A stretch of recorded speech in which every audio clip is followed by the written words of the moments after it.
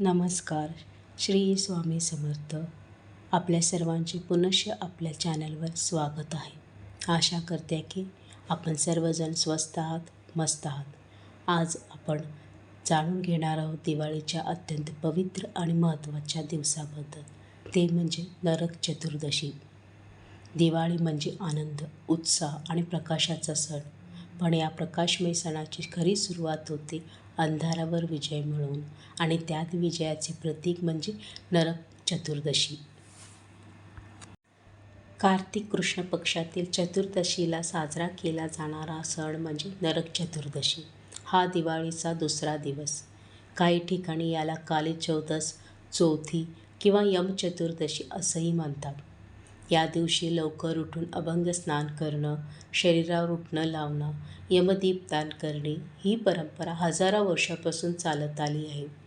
असं म्हणतात की जो सूर्योदयापूर्वी अभंग स्नान करतो तो नरकाच्या यातनांपासून मुक्त होतो आणि आयुष्यभर आरोग्य मिळवतो.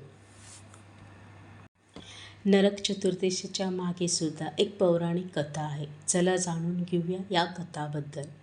द्वापार युगात एक दैत्य राजा होता. त्याचे नाव नरकासूर. तो प्रागज्योतिषपूरचा राजा. देवाने दिलेल्या वरदानामुळे तो अजिंक्य होता, पण त्याचे मन गर्वाने, अहंकाराने, क्रौर्याने भरून गेले होते. त्याने देव, ऋषी आणि स्त्रियांवर अत्याचार सुरू केले होते. 16,000 निरागस कन्यांना त्याने नजरकैदेत ठेवले होते. त्याचे राज्य म्हणजे भय आणि अन्यायाचे साम्राज्य होते. देवताने प्रभू विष्णूकडे प्रार्थना केली. भगवान विष्णूचे अवतार असलेले श्रीकृष्ण आणि त्यांची पत्नी सत्यभामा रणांगणात उतरले. नरकासुराशी त्यांनी तीव्र युद्ध केले आणि अखेर सत्यभामाच्या बाणाने नरकासुराचा अंत झाला. त्या क्षणी अंधार संपला. धर्माने अधर्मावर विजय मिळवला. त्याच दिवशी पहाटे नरकासूर मरण पावला आणि हा दिवस आपण ओळखला जातो नरक चतुर्दशी या नावाने. ही कथा आपल्याला शिकवून जाते की अहंकार कितीही प्रबळ असला की सत्याचा प्रकाश त्याला नेहमीच हरवतो. या दिवशी लवकर उठून तेलाने अंग मळणे, उटणे लावणे याला म्हणतात अभंग स्नान. हे फक्त शरीरशुद्धी नाही तर आत्मशुद्धी आहे.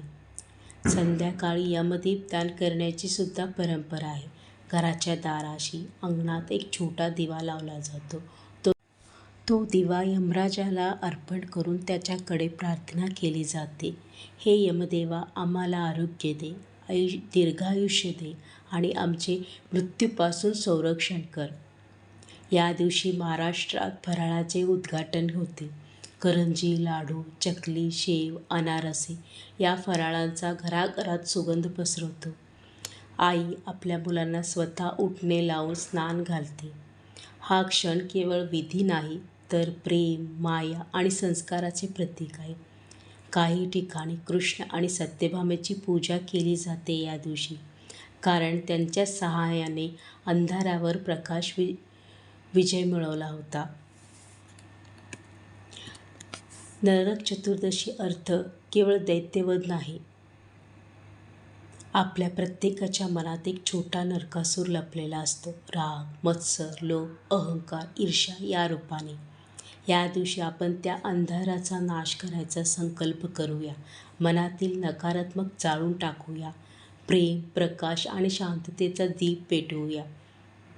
ज्याने आपल्या मनातील अंधारावर विजय मिळवलेला आहे त्याच्यासाठी प्रत्येक दिवस हा दिवाळीच असतो.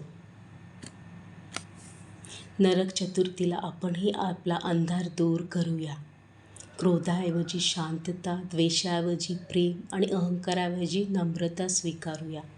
आपल्या घरातच नाही तर आपल्या मनातही दिवे पेटवूया, कारण प्रकाश फक्त बाहेर नाही तर आपल्या मनात निर्माण करायचा आहे.